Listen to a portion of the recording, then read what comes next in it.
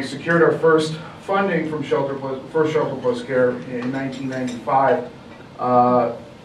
It was a 5-year grant, $917,000.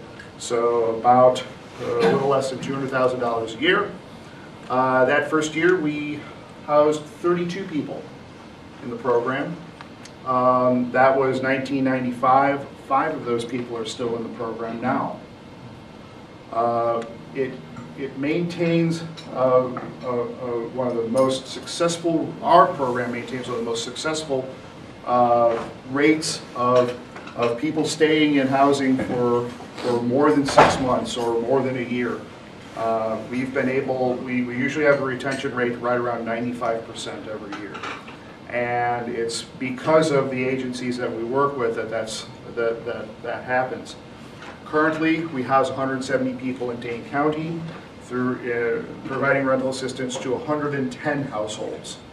Well, the way that we set it up is that when clients enter our program, we find an apartment for them. And when Dean talks again, he'll tell you about some of the challenges that we've had in finding apartments for clients and how we've had to overcome that. We pay their rent in full to the landlord every month, so that they are not going to be, as long as they're in our program, they're not going to be evicted for not being able to pay rent.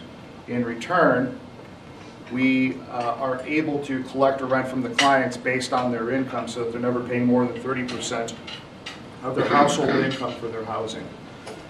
No matter how high or low it is. Of course, if somebody is making more than 50% of the county's median income, they don't qualify for the program, but at that point they can pay for their own housing. But also that means that if somebody enters our program and they have no income, as most people do when they enter our program, then the subsidy is full for their housing. We have a rather robust and strict set of rules for qualifying clients for the program. They have to be professionally certified for their mental illnesses.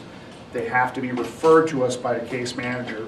We have people every day that are calling me up, that are walking into our office asking for an application, and we have to turn around and say, first thing you need to do is you need to get yourself some case management. If you qualify for the program, have your case manager refer you to us, and then we can take things from there.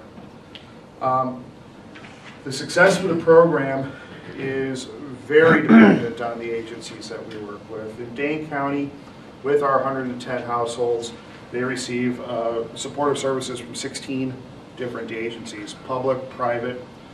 Some faith communities also provide supportive services,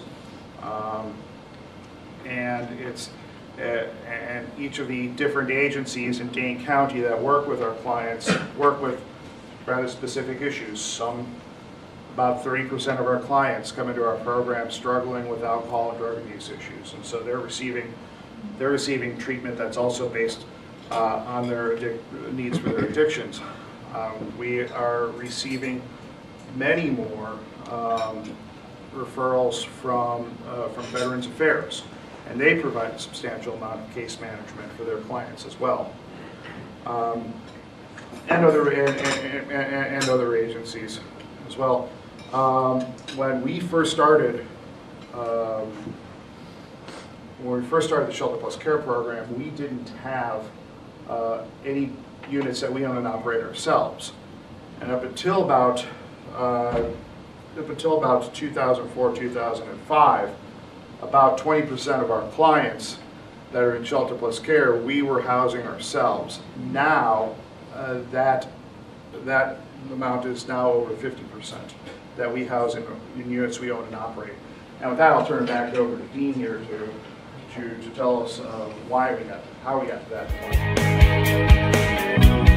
point.